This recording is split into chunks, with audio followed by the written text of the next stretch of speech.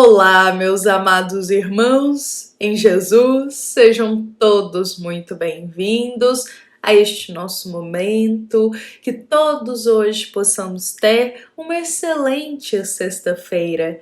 É com muito bom coração que nós nos reunimos aqui, nestes minutinhos do nosso dia, elevando o nosso pensamento até a Jesus, em busca de acolher uma reflexão do Evangelho segundo o Espiritismo em nosso coração. Então que estes minutos, eles possam ser de serenidade, de paz e abençoados pelo nosso divino amigo, que é Jesus. Bom, meus irmãos, hoje nós vamos convidar a todos para a nossa reflexão desta sexta-feira, ela ser embasada na parábola das minas. Esta parábola que Jesus narra a alguns discípulos, nós encontramos ela no Evangelho de Lucas, no capítulo 19, do versículo 12 a 17. Mas é interessante a gente também ressaltar que quando a gente encontra esta parábola no Evangelho de Lucas, vai ter ali uma observação para a gente, que esta parábola também é encontrada no Evangelho de Mateus.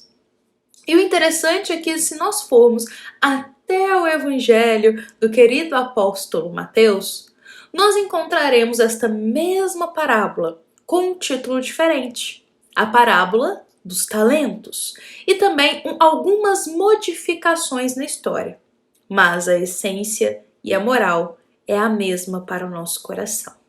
Então hoje aqui a gente vai trazer a parábola do Evangelho de Lucas e nós gostaríamos de convidar a todos que a gente acompanhe aqui a leitura de um trecho que a gente trouxe dessa história que Jesus conta para todos nós. Cristo irá narrar que certo homem nobre partiu para uma terra muito remota, a fim de tomar para si um reino e depois poder voltar. Então, chamando 10 dos seus servos, deu-lhes 10 minas. E é importante a gente ressaltar que minas aqui era uma medida que poderia também ser compreendida como o dinheiro. Então, este homem muito poderoso chamou 10 servos e entregou 10 minas a eles. E disse: negociai até que eu venha. Bom, o homem partiu, mas os seus concidadãos não gostavam dele e mandaram até ele os seus embaixadores para dizer que não queremos que ele reine entre nós. E aconteceu então que o homem retornou, depois de ter tomado o reino, e disse que era necessário nesse momento que chamassem os seus servos, aqueles 10 servos que ele entregou as 10 minas, ou seja, que entregou aquela quantidade de dinheiro, porque ele queria saber o que cada um tinha negociado e ganhado. Bom, os 10 servos chegaram. O primeiro foi até o Senhor. E dizendo para o Senhor, ele pontua: Senhor, a tua mina rendeu 10 minas. Ou seja, o dinheiro que ele recebeu rendeu o dobro, rendeu ainda mais 10 minas. E o Senhor diz: bom, servo muito bom, porque no mínimo você fostes fiel. Agora, sobre 10 cidades eu te darei autoridade. Meus irmãos, eis que o Senhor ele continua chamando servo a servo para poder ali conferir o que cada um tinha ganhado. E vejamos que é interessante que cada servo desses 10 vai ter feito ali uma quantia diferente de negociação e que terá rendido para eles. Até o ponto de alguns que nada fizeram, simplesmente esconderam ali a quantidade de dinheiro e não tiveram lucro com nada. Então, desses 10, nós temos aquele que aproveitou ao máximo a oportunidade que foi concedida, aqueles que fizeram ali pouco, e aqueles que nada fizeram. Vejamos, meus irmãos, que esta história que Jesus conta, ela é muito interessante para a gente refletir. Sobretudo para a gente pensar que esse senhor que queria dominar aqueles reinos ali, ele chama 10 servos e ele concede a mesma quantidade para cada um deles. A mesma quantidade, todos eles receberam 10 minas. O que podemos constatar que todos receberam a mesma oportunidade. Mas vejamos que cada um vai agir de uma forma diferente diante dessa oportunidade. Vejamos que cada um dos servos irá aproveitar de uma forma diferente a oportunidade que foi concedida. Então nós vemos, como dissemos, aqueles que aproveitaram ao máximo e aqueles que nada fizeram. E eis uma questão para a gente pensar. Aonde estava a motivação desses servos que não deram tudo de si perante essa oportunidade? Por que deu tanta diferença? Por que alguns aproveitaram e outros não quiseram aproveitar? Ou outros fizeram ali o mínimo que eles poderiam fazer? Não se esforçaram? Por que uns cumpriram o dever e outros não? Aonde estava a motivação daqueles que não cumpriram o dever? Porque vejamos bem, o primeiro servo, que foi o que a gente narrou aqui, ele recebeu a quantidade, ele foi negociar e duplicou ela. Ele não tinha motivação naquele momento externa. Ele não tinha o Senhor do lado dele o tempo inteiro, dizendo para ele o que ele tinha que fazer, como ele tinha que negociar, o caminho que ele tinha que tomar. Ele não teve motivação externa de ninguém mostrando para ele o que ele tinha que fazer, como ele tinha que negociar, ou até mesmo incentivando ele, dizendo que o que ele estava fazendo estava certo. Ele não teve motivação externa nenhuma. Ele não teve ninguém do lado dele dizendo, faz isso, tá certo, olha o que você fez, como foi bom. Alguém incentivando, colocando ele ali, inspiração para ele continuar negociando. E mesmo não tendo motivação externa nenhuma, ele cumpriu o dever dele e ainda aproveitou ao máximo a oportunidade que ele teve. Por que os outros não aproveitaram? Então, quando a gente traz essa questão pautada na parábola que Jesus narra pra gente, é de se pensar que todos nós, quando a gente vai realizar uma tarefa, um compromisso ou um dever, nós ainda carecemos de motivação. Quando a gente vai pegar um dever, realizar um serviço, quando a gente vai cumprir um compromisso, quando a gente recebe uma motivação, a gente se sente muito mais incentivado para realizar aquilo. A gente tem mais ânimo, a gente tem mais disposição, porque tem uma motivação ali direto na gente. Então a gente fica empenhado em realizar aquilo. E aqui eu digo, sobretudo, que seja uma motivação externa ou uma motivação interna. Motivação externa de ter alguém ali incentivando a gente, empenhando, dizendo que o que a gente está fazendo está no caminho certo. Ou até mesmo uma motivação externa de nós percebermos que aquela tarefa, aquele compromisso que a gente está cumprindo, ele está gerando bons frutos. Isso também é uma motivação. A nossa percepção do resultado que o serviço que a gente está fazendo está gerando. Isso gera motivação, isso gera incentivo para a gente continuar. E também temos a motivação interna, que é uma motivação nossa. É o nosso querer cumprir aquele dever, aquela tarefa, para a gente gerar bons frutos. É independente da motivação externa. é a gente ter aquela responsabilidade que aquilo precisa ser cumprido. Então, fato é, meus irmãos, que nós ainda na Terra necessitamos de motivação. Nós ainda na Terra necessitamos de um incentivo para a gente ter motivação, para a gente ter ânimo para cumprir os nossos deveres. Porque se a gente está realizando uma tarefa, a gente realiza e a gente vai fazendo. Se a gente começa a ver, se a gente não tem motivação interna para poder realizar aquela tarefa, a gente começa a desanimar.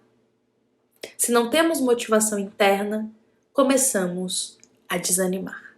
Talvez seja isso que aconteceu com os servos, com os outros servos que não aproveitaram a oportunidade. Eles estavam sem a motivação interna. Então, diante da tarefa, desanimaram. Fizeram ali apenas o que eles queriam, não se doaram tanto, não aproveitaram tanto o que havia sido concedido para eles. Digamos que de pouco em pouco eles foram deixando aquela tarefa que o Senhor havia pedido, porque eles não tinham motivação para isso. E quando a gente pensa nessa situação, é válido a gente trazer para a nossa vida isso. Todos nós temos tarefas, compromissos, serviço a cumprir. Seja na nossa vida pessoal, seja com a nossa família, seja no nosso serviço voltado ao bem, voltado a Jesus. Todos nós temos os nossos deveres e compromissos.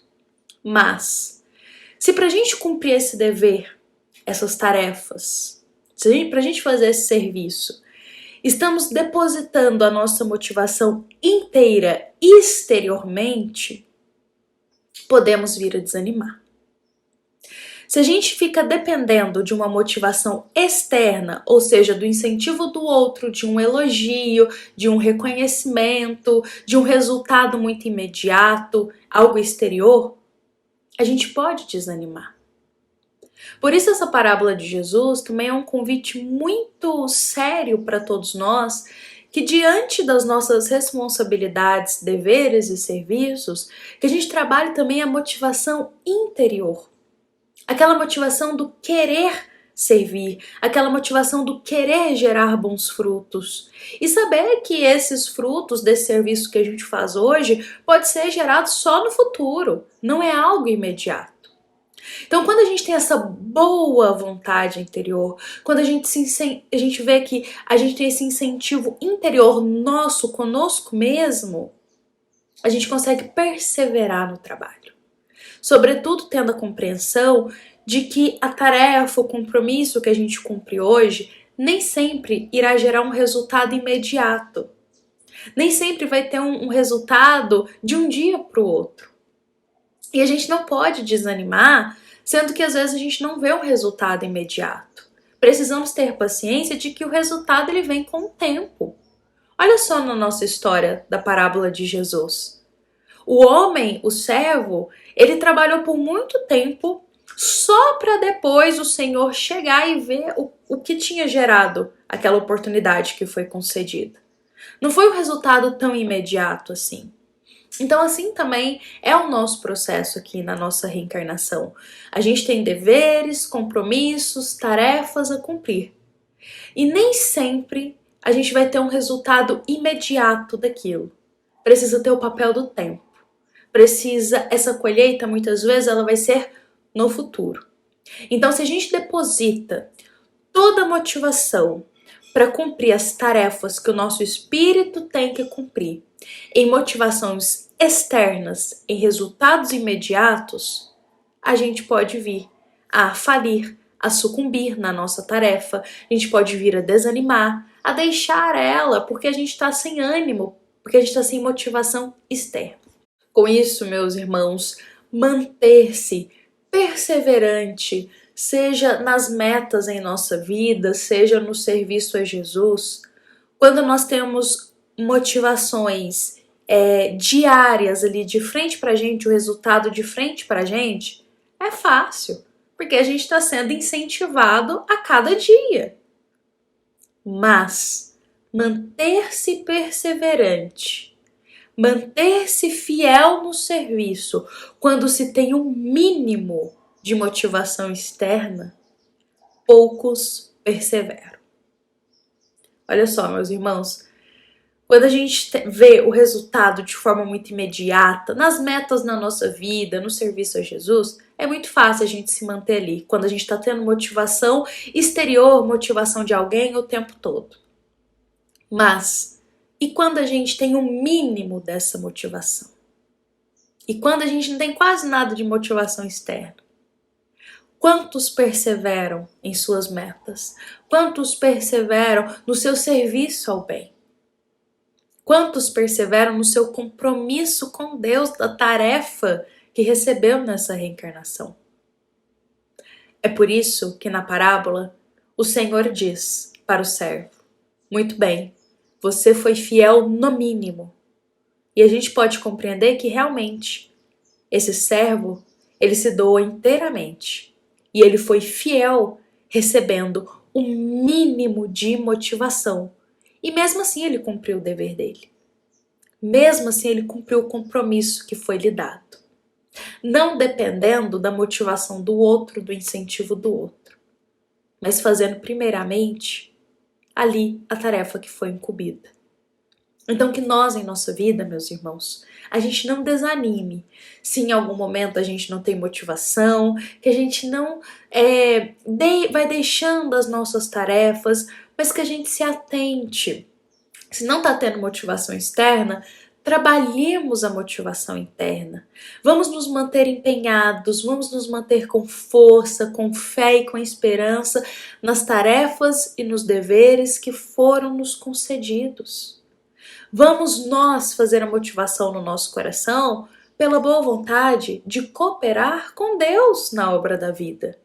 Se não está tendo motivação externa, trabalhemos a motivação interna. O importante é que a gente não desanime na vida. O importante é que a gente não desanime nas tarefas que Deus nos concedeu. E que a cada dia a gente dê o nosso melhor, a gente se empenhe.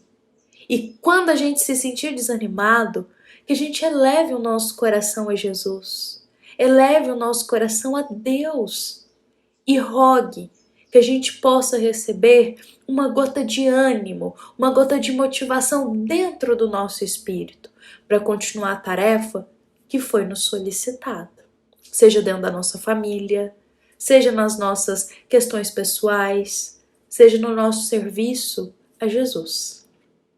E que assim seja. Bom, meus irmãos, eu vou convidar todos para a gente encerrar o nosso evangelho de hoje, este evangelho, esta reflexão que foi inspirada pelo capítulo 18 do Evangelho segundo o Espiritismo, item 10, será a passagem 10 deste capítulo 18 da obra O Evangelho segundo o Espiritismo, que inspirou a nossa reflexão aqui desta sexta-feira. Então, meus irmãos, que a gente fique em paz, que a gente tenha uma ótima sexta-feira, que o nosso dia hoje possa ser com motivações internas, motivações ligadas a Jesus, a cooperar com Deus, porque dessa forma a gente não desanima perante os compromissos que Deus depositou para cada filho. Meus irmãos, também nos lembremos que esta é uma mensagem da nossa amada Casa Espírita Luiz Gonzaga de Luminárias, para todos nós que aqui estamos presentes. Um excelente dia, um excelente final, encerramento de semana para todos nós. Fiquemos em paz e que assim seja.